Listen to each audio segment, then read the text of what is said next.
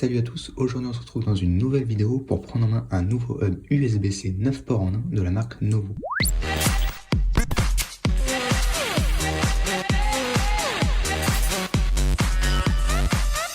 Comme vous l'avez certainement remarqué, depuis un certain nombre d'années, la plupart des constructeurs de PC, que ce soit Apple ou les autres fabricants, ont tendance à sortir des PC portables avec plein de ports USB-C et supprimer les connectiques classiques comme l'USB-A, le VGA ou même les ports de carte SD. Pour pallier à ce problème, cela fait donc un certain nombre d'années que des fabricants se sont adaptés et proposé des petits hubs comme celui-ci pour retrouver l'ensemble de nos connectiques. Aujourd'hui, on se retrouve donc pour prendre en main le dernier hub de la marque Novo qui dispose de 9 ports et qui permet notamment de recharger le MacBook Pro 16 pouces à pleine puissance. Ce qu'on se propose dans un premier temps, c'est de réaliser le déballage du produit et ensuite de tester ses fonctionnalités basiques. Nous connecterons donc un écran externe 4K et plusieurs accessoires USB.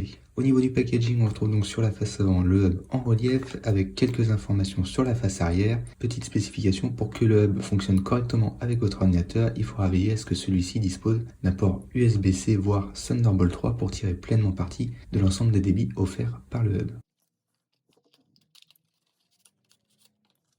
Dans la boîte, on retrouve donc le hub avec un petit manuel d'utilisation. Premier élément, le câble est relativement long et flexible, donc vous pourrez le caler que ce soit à gauche ou à droite du Mac en l'occurrence, ou de votre PC plus généralement. Sur le dessus, on retrouve donc le logo de la marque Novo. On remarque aussi qu'il est entièrement en aluminium, ce qui est assez agréable et qui se marie très bien avec les coques en aluminium, notamment des derniers MacBook Pro. Sur la face avant, on va retrouver un port HDMI qui est capable de sortir de la 4K en 3840 par 2160p à une fréquence de 30 images par seconde, 30 Hz. Ensuite, on va retrouver deux ports USB 3.0, donc qui vont permettre de brancher divers périphériques comme des disques durs externes, des disques SSD ou bien encore des claviers externes ou des souris. Donc on sera limité à 5 Gb par seconde pour ces deux ports-ci. Ici, on a donc le câble USB-C qui vient se brancher sur le Mac ou le PC. Sur le côté, on va retrouver un port Gigabit Ethernet, donc vous pourrez vous connecter au réseau filaire, ce qui est toujours bien plus stable que les connexions Wi-Fi généralement.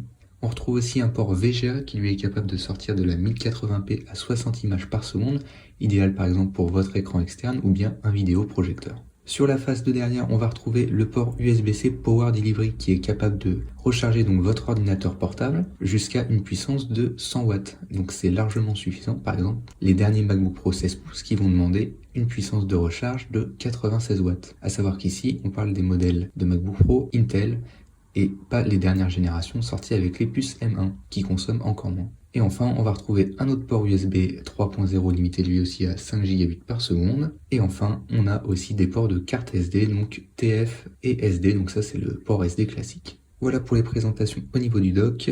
On se propose maintenant de le brancher sur un MacBook Pro et de tester les périphériques et l'affichage.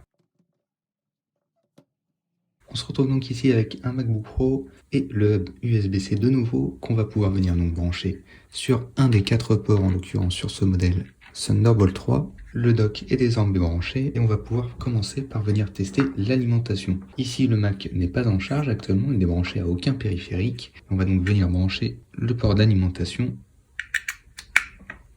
Comme vous pouvez le voir juste ici sur le Mac, on peut voir que avec le USB-C branché, la batterie est bien sur adaptateur secteur.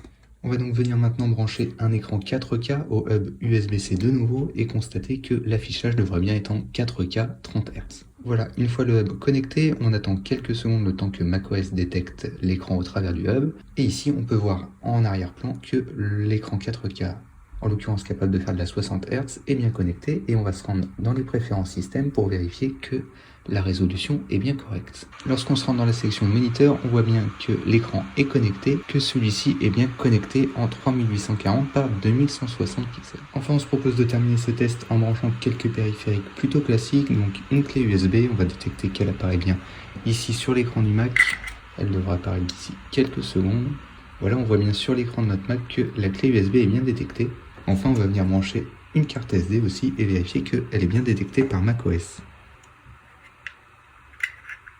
Voilà, ici on voit bien donc notre clé USB qui est toujours connectée et ici on a notre carte SD. A savoir au niveau de l'affichage, ici on a testé que l'écran externe en 4K qui est d'ailleurs débranché actuellement mais il est possible de brancher simultanément à la fois le HDMI et le VGA. Attention cependant, il y a certaines limitations en fonction du système d'exploitation. Si vous êtes sur macOS, normalement ça ne pourra faire que de la recopie d'écran, c'est-à-dire que les deux écrans externes pourront avoir la même image, mais vous ne pourrez pas être en mode étendu sur deux écrans à la fois. Cependant, si vous avez un seul écran externe, vous pouvez tout à fait vous connecter en mode étendu. Voilà, c'en est tout pour la prise en main du dernier hub Novo avec 9 ports, donc qui, on le rappelle, comportent du VGA, de l'Ethernet, de l'HDMI, 3 ports USB 3.0, ainsi que des ports de carte SD et qui vous permet de recharger votre ordinateur jusqu'à 100 watts. Au niveau du prix, vous pouvez le trouver généralement entre 30 et 40 euros sur Amazon. Actuellement, une promotion est disponible. Le code de réduction de 20% est disponible dans la description de la vidéo et en commentaire épinglé.